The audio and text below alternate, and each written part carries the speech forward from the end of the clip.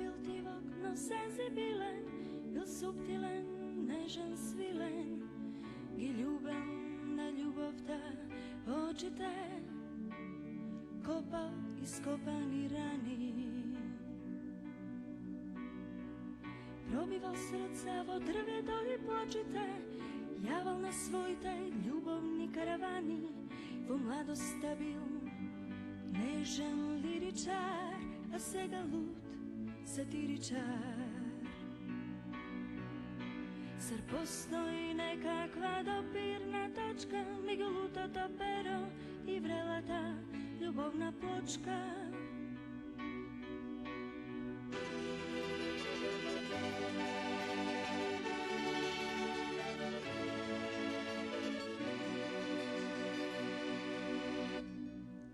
Gledajte nebo do zemlje da je baknuva, a ta papok od sramežljivog istaknuva, ki nudi sramežljivo mesta ta zabraneti, a si te povikani i ne kaneti.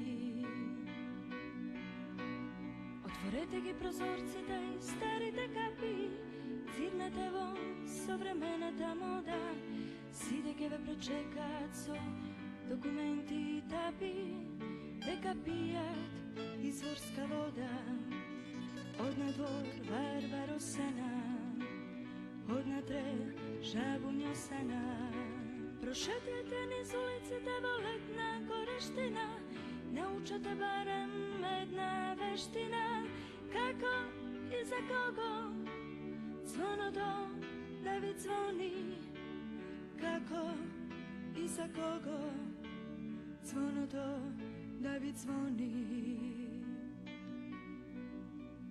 Ima luge što držate nolet na zdravici, nagore puštat svileni baloni, nadolu, nadolu, divi se kavici.